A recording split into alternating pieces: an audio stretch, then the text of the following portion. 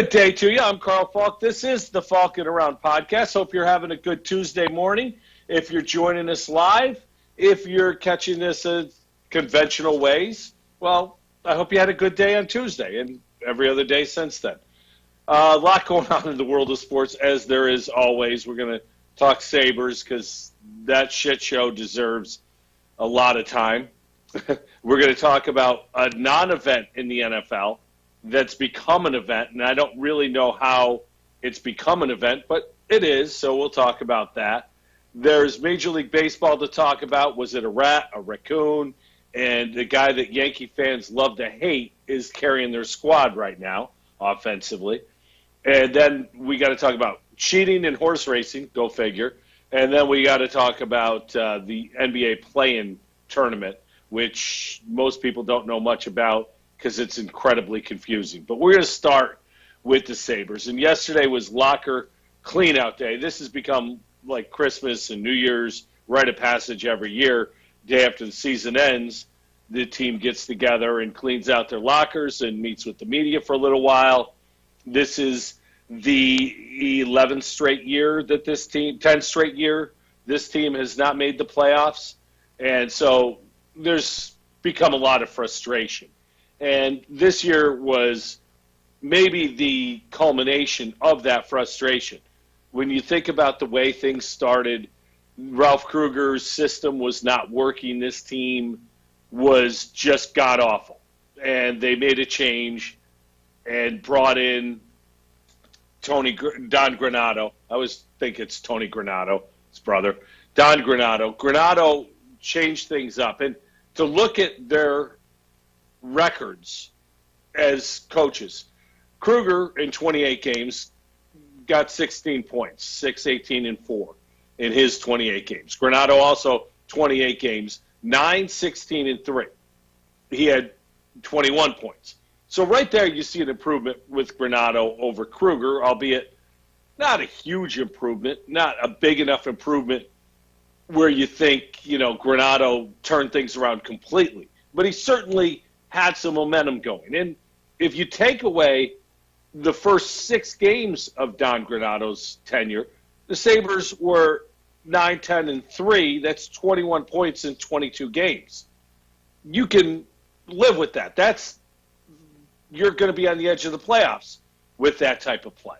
It's not good enough, but it's certainly a trend that had some positivity going into this offseason.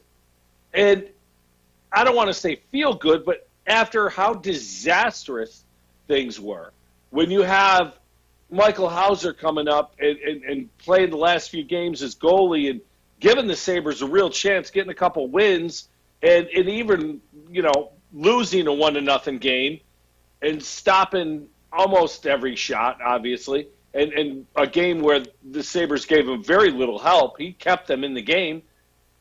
You had some momentum going into this offseason. And things seem to, for the first time in a long time in Saberland, seem to be feeling good about things. And then it was yesterday. And it started with Rasmus Ristolainen talking about how he needs to get in the playoffs, whether it's here or anywhere else, and Ristolainen making it clear that, he wants out, basically. Sam Reinhart, who had a very good year this year, his best year of his career, statistically anyway, gets his chance and basically looks like he'd rather be anywhere but to speak it in the media. And he's going to be an unrestricted free agent after next year, so he'll likely be elsewhere and wants to be elsewhere. But none of that came anywhere close to what happened when Jack Eichel made his appearance. And Eichel, look, there are a lot of rumors in Buffalo about Jack Eichel, and probably those rumors have ramped up today. Where was he during this season? He said a lot of things. I got to hit on something before I really get to the meat of this. When asked about Don Granato, he said, I've heard a lot of good things. Now, again, the rumors that are swirling, I'm not going to go into them. You could probably find somebody who knows somebody who knows something or has heard something. But you've heard good things. So if you're the captain of this team, you're out with an injury, this team and you have a disconnect, and we're going to get to that, but you haven't been around the team. You haven't seen good things. You've heard good things about Don Granato. Does that strike anybody else as a little strange that the captain of this team wasn't around this team enough to have his own impression, not as a player, but as a spectator, somebody who's in the room, certainly. You've seen what's going on because you're part of that team still. You're the captain of that team. But apparently Jack Eichel was nowhere to be found around that team, which to me lends credence to some of those rumors that are abound. So let's talk about what Jack said. And I'm going to play a clip that's going to give you a taste of the tenor of what Jack Eichel was about yesterday. Let's take a listen to this. Changed in your mind? Do you still want to be part of the solution? Would you like to move on elsewhere? How do you feel about it? Yeah, I mean, I think that's a pretty loaded question. I think there's a lot to it. I think, for sure, I would say I've been a bit upset about the way that things have been handled since I've been hurt. I wouldn't I'd be lying to say that things have moved smoothly since my injury. So yeah, I think that there's been a bit of a disconnect, I think, from the organization a bit and myself, and it's been tough at times, but right now for me, I think the most important thing is just trying to get healthy and figure out a way to be available to play hockey next year, wherever that might be. I mean, I don't want to have the Sabres back here, but the captain of the team shouldn't be airing his dirty laundry to the media like that. He just should not be speaking out of school, if you will. The thing that really got me is when Jack Eichel said these words, quote, "Listen, my number one interest is Jack Eichel." End quote. No, I don't know. You're the captain of a hockey team. Your number one interest should be the hockey team that you're the captain of. Now, look, I get it. There's a disconnect over the neck injury, whether or not he should or should not have surgery. But Jack Eichel is not without blame in this situation. He has not always been the perfect teammate, the perfect captain, the perfect player. This is a guy that this organization tanked for 2 years to get. They didn't tank to get him. They tanked to get Connor McDavid. I almost said Sidney Crosby. It might as well be Sidney Crosby because, frankly, Connor McDavid has become the best player in the NHL, and he's taken that mantle over from Sidney Crosby. Now, in fairness, Edmonton hasn't had success with McDavid either. But you look, he's leading this year in points and assists. He's just had an unbelievable year, and only Austin Matthews has more goals than him. So McDavid has been spectacular. Eichel has been very good. But this team, under Tim Murray, and with the Pagulas signing off on this, tanked for 2 years to get Connor McDavid. The Sabres didn't win the lottery. They get the ultimate consolation prize, or so it was thought at that time, and Jack Eichel, who's a very good player. Don't get me wrong. Eichel's a great player. He's a top 10 player in the league. But he has not always been what this organization needs. Ryan O'Reilly got shipped away. A lot of talk was because of O'Reilly and Eichel, whether it be they were too good of friends. That was one part of the problem, reportedly. Or maybe they weren't good enough friends. Whatever the case may be, Eichel has been the center of a lot of little skirmishes along the way.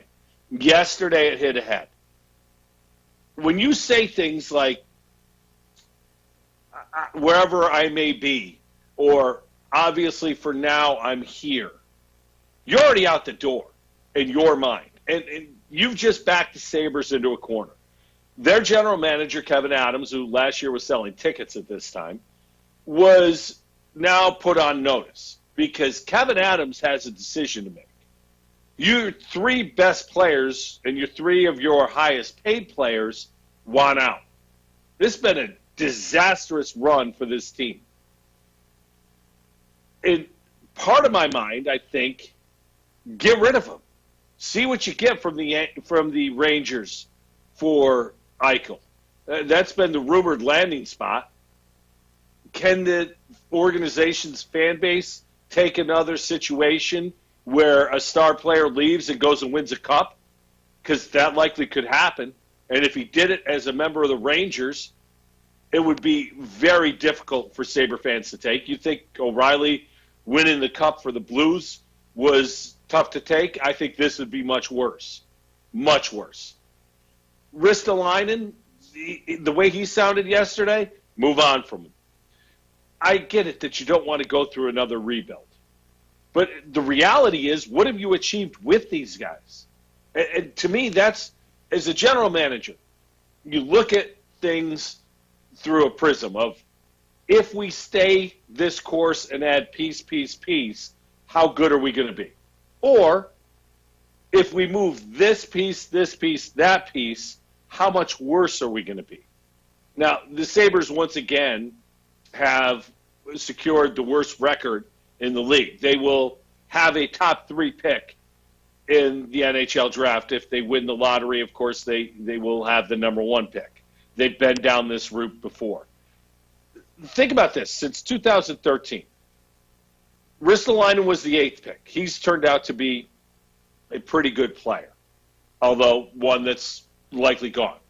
The next year, Sam Reinhart, 2nd overall, and Reinhart likely gone as well, and just starting to achieve what he was drafted to become. Eichel was the 2nd pick in 15. Alex Nylander was the pick in 2016 at number 8 overall. Remember him? I remember him. I used to watch him when he played for the Amherst and thought, this guy isn't even a good American Hockey League player. Casey Middlestat, who there's still hope for, he showed some signs under Granato of really improving his game. He was 8th overall. Rasmus Dahlin, who was 1st overall in 2018, seemed to refine his footing in the Granato time. He's a guy now that you probably have to build around.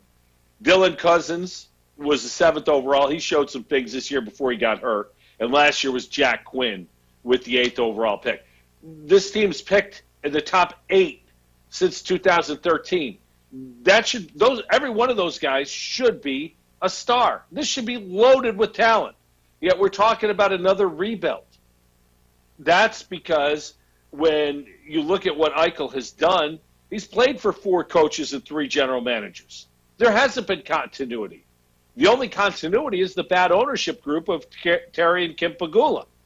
They're the ones who have consistently brought this organization down. You think of the early days, they put their faith in Ted Black. Ted Black wasn't a hockey guy. Ted Black thought he was a hockey guy. The worst thing that people can do is think they're smarter than they are. Think they know more than what they are. And that was Ted Black. Pat LaFontaine was brought in to be a hockey czar, if you will, early on in the organization. Apparently, reportedly, Kim Pegula ran off Pat LaFontaine. Did not like Pat LaFontaine whatsoever. Ran him off. Put all the cards in Ted Black's folder. That turned out to be disastrous. That's where the tank came from. That's where we trended to become where we are today. Jason Botterill was a hire that everyone would have made. Everyone thought Jason Botterill would have been the right general manager. He was not. It simply wasn't a good fit. His decision-making on talent wasn't good, and his hiring of Ralph Krueger was one of the most disastrous coaching hires that you'll see in any sport. Krueger set this franchise back years by implementing a system. Now, what was stranger yet about yesterday was that the players spoke glowingly about Ralph Krueger, the person, to a man. They talked about what a great man Ralph Krueger was. Well, that's great, but that guy should have never been in that position. Never. You just can't hire a guy like that and expect it to work out. I remember I was doing radio when he got hired, and I remember interviewing people, and they kind of, everyone I talked to, all the experts I talked to, kind of hedged. Well, it's an interesting hire. It could be good. But on the first blush look at it was, this is a moronic decision. And again, this was Botterill's decision that the Pegulas signed off on. The Pegulas have made disastrous decisions. So what do you do now? Next season, likely there's going to be fans in the building.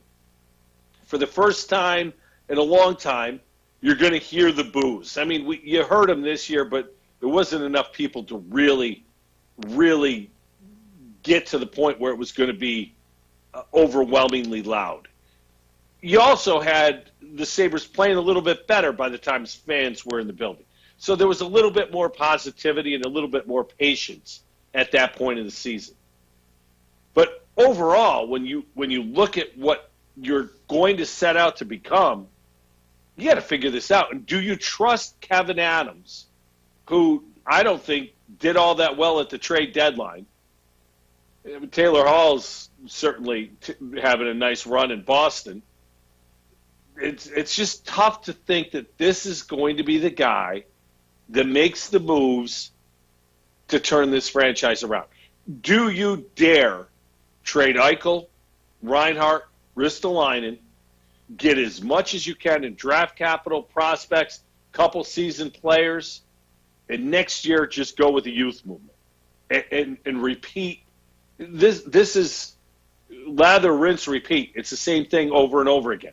At some point, you've got to find your Sean McDermott, because that's what changed the Bills, frankly. Sean McDermott coming in, bringing culture with him, bringing Brandon Beane in with him, that is what changed the Buffalo Bills.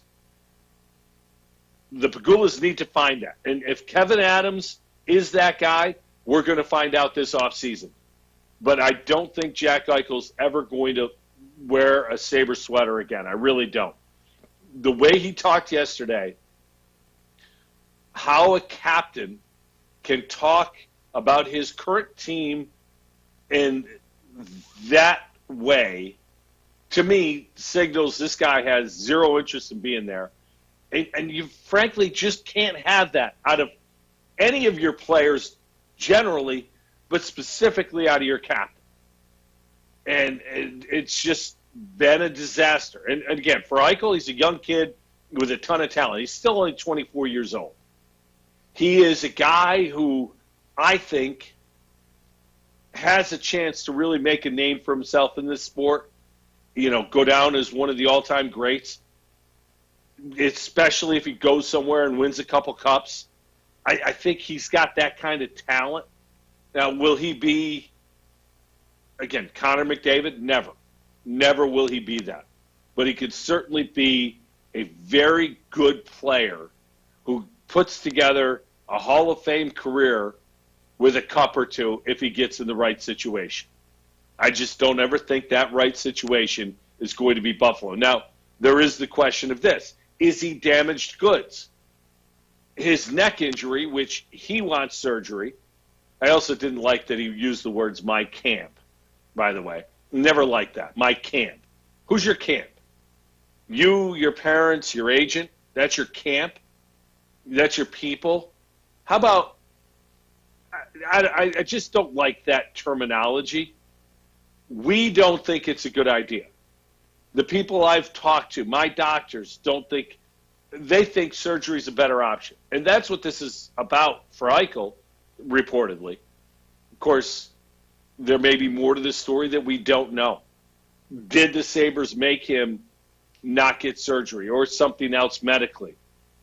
Did they force him to do something he didn't want to do, didn't think he had to do? And that's where this bad taste is coming from.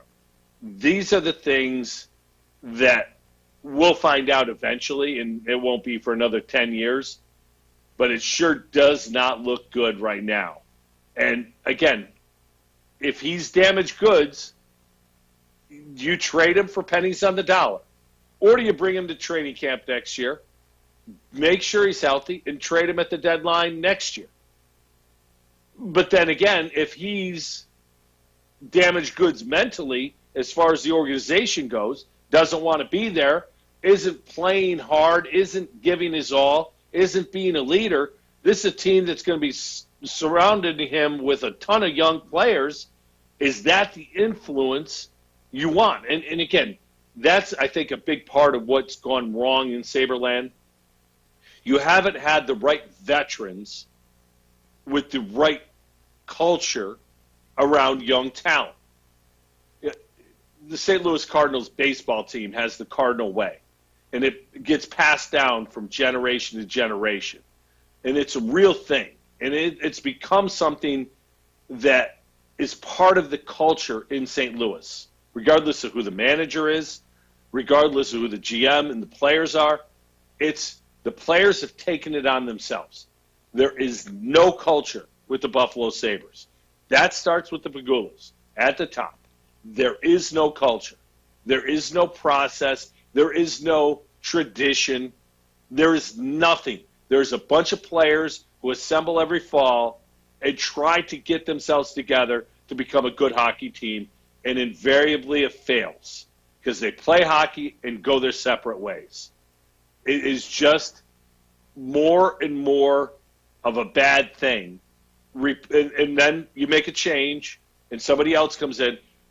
To me, if I'm the Pujols, you move all these guys. Start fresh. And this is the final go.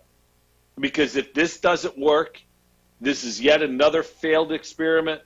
Give it 3 more years. If you're not a good team, sell the damn team. Because you don't know what you're doing. You picked Kevin Adams for a reason. You got to trust him. I don't know if I do, but I didn't pick him. It wasn't my choice to bring in a guy with 0 general manager's experience to make very, very important decisions for the long-term sake of this franchise. It is not trending well, and I feel bad for the people of Buffalo because this Sabres team is a cult when they're playing well. People absolutely love their Sabres in Buffalo. The arena needs work. It is getting to the point where it needs either to be upgraded and repaired or replaced. And I know that sounds crazy because it seems new, but it's 25 years old now. It's an old building. It didn't need repairs. John Vogel of The Athletic did a story on that. So the team needs repairing. The arena needs repairing. The Pujols need to do something to turn this around. And if they can't do it, sell the damn team to somebody who can. They're going to make a lot of people forget about Tom Golisano not signing Daniel Briere back in the day. It's just a bad, bad situation. So there's my Jack Eichel thoughts and Sabre thoughts for the week. NFL thoughts. I saw a quick little note this week, or a podcast. Aqib Talib, who's become an NFL announcer, is doing a podcast, and he had Jalen Ramsey on the podcast. Ramsey, of course, the excellent cornerback for the Los Angeles Rams. And the Rams, and Bills have played a few times recently. Of course, Ramsey called Josh Allen trash back in the day, and the two of them played against each other when Ramsey was still with the Jags, played against each other last year when Ramsey was with the Rams, and it was pretty interesting. Talib asked Ramsey who the biggest shit talker was in the NFL. The first name that came to Ramsey's mouth, Josh Allen. And he loved it. He was like, you know who's a big trash? Josh Allen. And was loving it because he's like, it wasn't bad. It was just letting you know. And it's funny because you see that with Josh. You see the fiery competitor. I always said his personality on the football field is a lot like Jim Kelly, where he'll try very hard to do things, throw an interception, maybe look to make a tackle, say a few things. Kelly was fiery like that too. Bills fans will absolutely continue to love this guy the more he does things like that. Brandon Beane got some notice from the NFL. Beane made a statement in a radio interview, and he said that he would cut an unvaccinated player if it meant saving his team from going through COVID protocols. Now, the NFL reached out to him about that.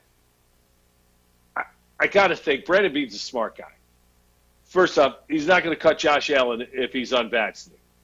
But if it's a 53rd man on the roster, guy who may or may not play, and you're worried about COVID protocols going into the playoffs, and you've got an unvaccinated player or a vaccinated player, two guys that are almost the same, I think that's the situation Brandon Beane was referring to. And I think that's one of those things that in this new age of life that all of us are living in, we're going to find businesses, people, they're going to make decisions based on vaccinations. And I don't know that it's right. I don't know that you can do that, but I think it's going to happen. So I don't think it's unusual for Brandon Beane to think that. Maybe he shouldn't have said that, but I think it's the context of which he said it that maybe the NFL wanted to reach out to make sure his context was correct. But I found it interesting that the NFL reached out to him about that. Big night tomorrow night. Not really. But people make it a big night. Tomorrow night is when we find out who plays who and when. Well, part of that's true. We already know who plays who. We just don't know when they play them. The schedule release for the NFL is tomorrow night. It's an event. The NFL Network will cover the release. ESPN will cover the release. I get it. When you're a media company, you look for content. You're always looking for content. I do this podcast. I look for content. The NFL schedule release is not content that I'm interested in. What I want to know, the teams I follow, how many primetime games do they get? The Bills this year, I'm guessing 5 or 6 primetime games. The other thing I want to know, as I've grown up a Dallas Cowboy fan and been a fan of that team my entire life, who plays on Thanksgiving? Thanksgiving's my favorite holiday. I want to see what games I'm going to watch all day because I'm going to watch football all day. So I want to know that. The first game of the season, and this is a Bills tie-in. They always have the Super Bowl champion. This year it's the Tampa Bay Buccaneers host a team to kick the season off. They do that Thursday night prior to the Sunday that the season begins. This year the Buccaneers are likely to host one of two teams in that Thursday night game because it's always a game that you don't bring in an opponent from your division. You bring in a high-profile opponent because the NFL wants to kick off their season with a big game that draws a lot of eyeballs and gets the ball rolling. The two teams this year would be either the Dallas Cowboys, who play in Tampa. We know where teams play, or the Buffalo Bills. And there's been a lot of little freak out about the Buffalo Bills possibly opening the season. And while I think it'd be cool, and I think it's a great reward to the franchise, especially when you consider how far they've come from the team that was terrible under all of those bad coaches throughout the early 2000s and into the time when Sean McDermott came to Buffalo. This is now a team that's not only very good, but they become very high profile. So as a reward to that, I think it's a big deal. And it makes sense. The Bills were in the AFC Championship game. That's a high-profile game. And, you know, part of me doesn't want that game to be the opener. Part of me wants the Bills to have an opener against a team where they can score 40 points and win by 2 touchdowns and have a laugher just to get the ball rolling. Every season is independent of the previous or the next season. They're a different animal. And momentum is a huge part of it. And getting off to a good start is a huge part of building that momentum. I'd hate to see the Bills opening night in Tampa go down there. The Bucs are getting their rings. There's likely to be a full stadium in Florida. They're very much relaxed as far as COVID rules right now down there. So I'm a little leery of that from a Bills perspective. The Bills' schedule is going to look like this. They play the Jets, Dolphins, and Patriots, obviously, home away. The home games, Atlanta, Carolina, the Texans, the Colts, the Steelers, and the Washington football team. On the road, the Jaguars, the Saints, Buccaneers, and the Titans and Chiefs. So the road schedule, to me, is a lot more difficult than the home schedule. You look at the home schedule, the Colts are a very good team. I think the Steelers will be very good. Depends on what Ben Roethlisberger can do, and is there going to be a running game around him? That offensive line was not really rebuilt this offseason, so I'm not sure. But the Steelers' defense is going to be very good again. The road schedule, though, you look at the Saints will be tough even without Drew Brees. Obviously, the Buccaneers are going to be tough. The Titans, very good team. Seems the Bills always play the Titans in Nashville, never up here. And then at Kansas City, obviously, a rematch of the AFC Championship game. That'll be a Sunday night game somewhere along the line. And if the Bills don't play the Buccaneers on opening night, it wouldn't shock me if Sunday Night Football had the Bills going to Kansas City to play against the host Chiefs. That's another big game that the NFL always wants to schedule. So I expect the Bills to be on primetime that first weekend. It's funny because, too, the other thing I think about a lot with the Bills especially is how their fans absolutely love the fact that they have 1 o'clock games. That's, Buffalo Bill tradition is 1 o'clock games, early tailgate, party, go in the stadium, cheer like hell for your team, and get home safe. That's the Bills game day experience. Night games are a different animal, and you lose a little some of that with a road night game. But I think that's going to happen. And the Bills are much more likely to play their primetime games on the road than they are at home. You don't see a ton of home playoff game or home night games for the Bills. They're much more on the road. So that Kansas City game, that's going to be a high-profile game. It'll be in a time slot on a Sunday night, I'm sure, where you'll see a whole lot of eyeballs on that game. That's why I think that could possibly be the opening weekend game instead of the Tampa game.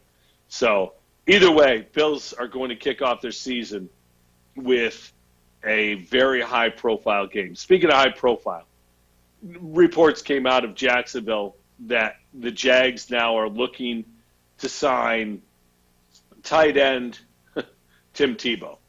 Urban Meyer is bringing Tim Tebow to camp as a tight end. Now, Meyer was Tebow's college coach. The two of them have had a relationship. Tebow has been playing baseball for the Mets organization last few years, has kept himself in shape. Look, you already got a ton of eyeballs on the Jags camp with number 1 overall pick Trevor Lawrence and also his fellow first-round pick and fellow Clemson Tiger Travis Etienne going later in the first round. There's going to be a ton of people looking at this team. If you're Urban Meyer, you come out of retirement to coach this team, do you want to bring Tim Tebow in and just throw another log on the fire? I don't think this is a good idea. And again, what do I know? Tebow may be a very good player. Everyone always said that he should be a tight end or an H-back. He's a football player. I never thought he was a good quarterback. But in college, he did everything that you needed. And a lot of that was running the football. His passing ability just wasn't up to par for NFL calibers. He just couldn't play the quarterback position traditionally in the NFL. And now you're looking at some guys like Lamar Jackson who don't play it traditionally either. But Lamar Jackson is 1,000 times better passer than Tim Tebow will ever be. So it just wasn't going to work with Tebow in the NFL as a quarterback. Now, as an H-back, maybe it's there. I just don't know that this is a good idea for Urban Meyer to bring this into his first camp as an NFL head coach. There's already enough spotlight on there. Let's slow down. Speaking of spotlight, New York City is a tough place to play baseball. If you handle yourself well, like Derek Jeter, the media will respect you, leave you alone, take your quotes, and move on. If you don't handle yourself well, the media will do everything they can to make your time in New York miserable. Friday night, the Mets were playing a baseball game, and Met fan here speaking, they don't do anything right. The Mets organization is like the Sabres organization where they just can't seem to get it right. This year they make the trade for Francisco Lindor, bring him in and sign him to a huge contract. Lindor gets off to a horrendous start. Absolutely horrendous start. Getting booed by the few people that are allowed into Citi Field at this point. And Friday night, it came to a head. It was a situation with a ground ball up the middle where Jeff McNeil, the very fiery, very good player, by the way, second baseman of the Mets, went to field it and kind of cut in front of Lindor, which messed him up. Runner ended up being safe. After the inning, the two of them got into it in the tunnel. Now, got into it how? We don't know. Got into it over what? We're not sure. Lindor, after the game, concocted a story that there was either a rat or a raccoon in the tunnel, and that he and McNeil were arguing over whether it was a rat or a raccoon. Now, if you've seen the video of this, Michael Conforto's reaction, the right fielder for the Mets who's coming in to the dugout, who stops, looks, eyes get wide, and then sprints to the tunnel. I'm guessing that wouldn't be the reaction if you saw a raccoon. Might be a reaction if you saw two of your teammates fighting each other. Well, after the game, the story comes out from Lindor, backed up by McNeil, that it was a rat or a raccoon, and that was the discussion. The New York media took great umbrage to this. They don't like to be lied to. They don't like to be played. They deserve the truth in their minds. And that's absolutely where this started to go wrong. Did Francisco Lindor handle it poorly? Absolutely. It should have never happened in the first place, obviously, but it does happen. And look, guys don't always like each other. It's just the way it is. Think about your work. Wherever you work, you go to work, there's somebody you don't like, you don't get along with. I'm not saying you're going to fight them at work, but you're not going to get along with everybody. Doesn't mean you can't work with them. I've worked with people I don't like my whole life. But you do your job. They do their job, and it's fine. It's just part of the deal. Francisco Lindor's got a personality that he wants to be liked. He wants to be part of the fun. He's a very jovial guy, very high-energy guy. He doesn't want any negative publicity coming at him. If he had said he and McNeil got into it, it may have thrown some negative shade his way. But he concocted this story. He handled it poorly. Mets general manager Zach Scott called him out on it and called McNeil out on it the next day. But what really bothers me is the reaction of the media, who deserve the truth. We deserve to know what happened. No, you don't. You don't need to know everything. You need to do your job. You want the players to make your job easier. It's not happening. And in this COVID era where you're not in the clubhouse, it's made your job more difficult. Media doesn't like that. Media is lazy. They want people to give them things. They don't want people to try to hide things from them. The reaction, they acted like a bunch of spoiled kids who didn't get what they wanted for Christmas. It was appalling to me. Look, Francisco Lindor was wrong, handled it poorly. Then the media, in my opinion, overreacted because they didn't get their way. It's another day in Metland. The Mets, by the way, had to put Jacob DeGrom on the injured list. Excuse me. DeGrom was the best pitcher in the game. Came out of Sunday's game after the fifth inning because the lat that caused him to miss a start acted up again. He's now on the IL. Sunday, he was perfect through 4. In the fifth inning, it was clear to anybody who's watched a Met game that something was amiss with Jacob DeGrom. He walked 3 guys in the fifth inning, gave up a run. These things don't happen to Jacob DeGrom. Well, the giving up a run, it does happen. But the fact that he walked 3 guys in an inning, that wasn't enough to alert you that something may be wrong.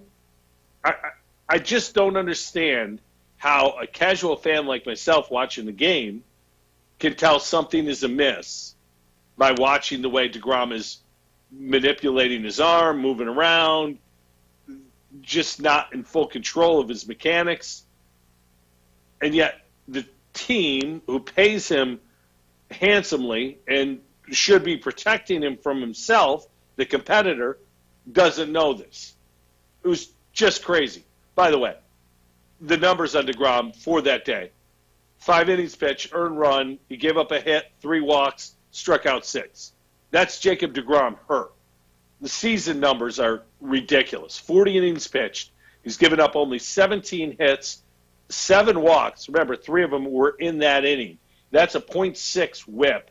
He's given up 3 earned runs, 2 of which have come on home runs.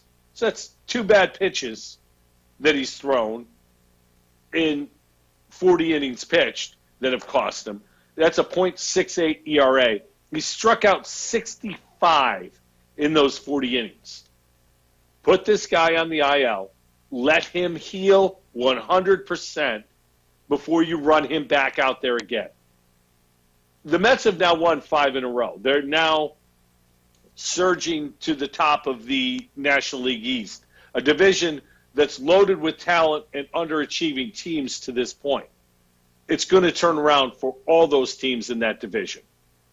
If you're the Mets, you cannot get to a situation where you go a bulk of the season without Jacob DeGrom because you're trying to win a game or 2 in May.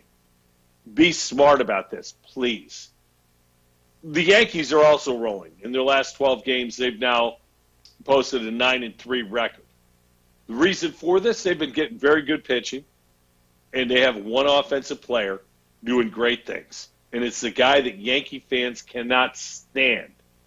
Giancarlo Stanton is hitting .292. He's got 9 home runs, 24 RBIs, and a .914 OPS. He has played in 30 games so far this year, after playing in only 41 combined in the last 2 years. Now, granted, last year was a shortened season, but still, he's almost played in as many games this year as he has in the last 2. In his last 3 games, he's been a little quieter than he had been in the previous 9. He's only 1 for 11, but that one hit is a walk-off RBI single. Previous 9, he was 21 of 39 with 4 home runs. He has been ripping the cover off the baseball. Remember, this is a guy who you look at the last 2 years, he only played 41 games, but his first year as a Yankee, he played in 158 games. I think people forget that. People who are Yankee fans tend to dislike Stanton immensely because of his contract, because of his injuries. But they love Aaron Judge. And Aaron Judge, I always say this, is the same guy. Much better defensive player. Judge is a very good right fielder. But offensively, which is why these two guys will get paid, it's not that much of a difference. And if anything, I think Stanton now clearly is outperforming Judge. Judge is hitting .245. He's got 7 home runs and 18 RBIs and an .824 OPS. Now, he could turn that around, and it's very early in the season. But big picture time. Giancarlo Stanton's 31 years old. He's got a huge contract. He'll be saddled. The Yankees will be saddled with that contract for the rest of Stanton's time. They cannot move him. They cannot unload that contract. It's an albatross to the organization because it's a bad contract. Aaron Judge is 29 years old. Stanton's 31. There's not that much difference in age between the two, though Stanton started when he was 20 years old, so he's been around much longer. And Judge seems like a relative newcomer, still not yet eligible for free agent status. The question is, for the Yankees, what do you do when Judge does come up for free agent status? Do you allow him to test free agency? Somebody's going to pay Aaron Judge because he is a guy that hits big home runs and people go to see Judge. He's the most popular Yankee player. But frankly, I think it'd be bad business for the Yankees to give him a contract like Francisco Lindor just got from the Mets. It just, I think, would be disastrous. Now, if you're Judge, you're going to try to get that 10-year deal. Seems to be the thing in baseball right now. I don't think you can get that. I really don't. So something to keep an eye on down the road. One career that likely ended this week was Albert Pujols's. And you can't get a guy who's more Cooperstown ready than Albert Pujols. Pujols' career, .298 average, 667 home runs, 2,112 RBIs. He's won a batting title, 3 MVPs. He was the Rookie of the Year, 10-time All-Star. He's 5th all-time in home runs, 3rd all-time in RBIs, and 14th in hits with his 3,253 hits. Just an amazing career for the former Cardinal and current, well, former Angel now too. But tough way to end, getting waived like he did. But at the same time, this is a guy who's going right to Cooperstown. There was cheating in horse racing at the Kentucky Derby. I know. I'll give you a second to get over your shock. Medina Spirit failed the post-race drug test. No, Medina wasn't hitting the weed, didn't have the bong out to celebrate. No, apparently there was some sort of anti-inflammatory drug found in his system. Bob Baffert, the legendary trainer, was shocked by this. If they find these tests to be accurate, which at this point they've already basically said that they're accurate, but they're going to retest just to make sure, Mandolin would become the winner. what happens to all the people who bet? You know, if you had Mandolin as the winner, how do you cash that back in? How do you find that out? And if you had Medina Spirit and won, do you have to give your money back? And how are they going to come and find you if you did? Very strange. I don't know how that all works or how it's going to play out. This weekend is the Preakness. Medina Spirit will be there. No word on whether or not he'll take some anti-inflammatories or bring a bong, for that matter, to the horse race. I hear it's a good party at the Preakness. Bob Baffert will not be there. He doesn't want to be a distraction. Yet, if you've turned on any sports channel over the last couple of days, or maybe even Fox News or CNN, you've probably seen Bob Baffert. He's been interviewed everywhere. But God forbid you show up at the Preakness because you don't want to be a distraction. Look, the Preakness is famous for two things. It's the second race of the Triple Crown, and it's a great party. The infield of the Preakness is legendary. They've taken away the porta potty races. Look it up on YouTube. But it's still a legendary party. Nobody's going to give a rat's ass if Bob Baffert shows up or not. He'll probably be too busy doing interviews and doesn't want to be a distraction. It's good for horse racing. Everyone's talking about it. Now I'm talking about it. I just hope Medina Spirit doesn't get, cancel culture, doesn't affect him mentally, because I'm sure the horse is going to be really upset with all the negative press he's getting. God forbid he wins the Preakness. This is a bad thing. We're going to have a lot of people writing bad things about Medina Spirit. It's going to be really tough for him to overcome all that because, horses are people too. The NBA is doing something that I don't know that I like. I'll reserve judgment on it until after I see it. They're doing a play-in tournament. This was something they wanted to come up with to stop people from tanking and create a little more interest in the end of the season to get teams in. The first 6 teams in each conference will automatically be in the playoffs. The 7, 8, 9, and 10 will play in what's called their play-in tournament. How it works is this. The 7th and 8th seed will play each other. The winner of that game is in the playoffs. The 8th seed will then wait to find out who wins the 9th and 10th seed. The 9th and 10th seed winner will play the loser of the 7 and 8 seed. Did you get that? 7 and 8 play. The winner is in. Loser plays the winner of the 9 and 10 seed. The loser of the 9 and 10 seed goes into the lottery. Simple, right? Very confusing. But here's why it's interesting. In the Western Conference, right now, which it's going to start next week, so we're pretty close to the end of the season, the Lakers, Golden State, Memphis, and San Antonio are the 4 teams that would play. The Lakers and Golden State would play that first game. So Steph Curry against LeBron and AD, assuming LeBron is able to come back. Very high-profile game. Memphis with Ja Morant likely will be the winner over San Antonio. I think they're a better team. And then that team will play to potentially knock either Golden State or the Lakers out of the playoffs. That'll be high profile. In the East, the Celtics, very high profile. Charlotte, remember, LaMelo Ball is going to be there, so a lot of media there. Indiana, who's been playing much better as of late and has a good team. And the Washington Wizards, by the way, Russell Westbrook last night broke Oscar Robertson's career triple-double record for the Wizards last night. He had 20 assists in that one.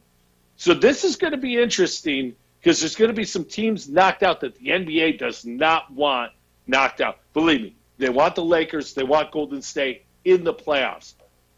This is one of those things that I think that's going to create something that they didn't want. They want the Celtics in the playoffs.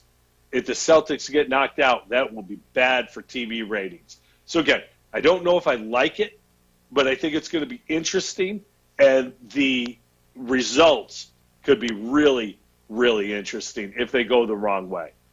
That's it for this week. Thanks for listening. Hope you have a great week. We'll catch you next week. I'm Carl Falk. This is the Falkin Around podcast.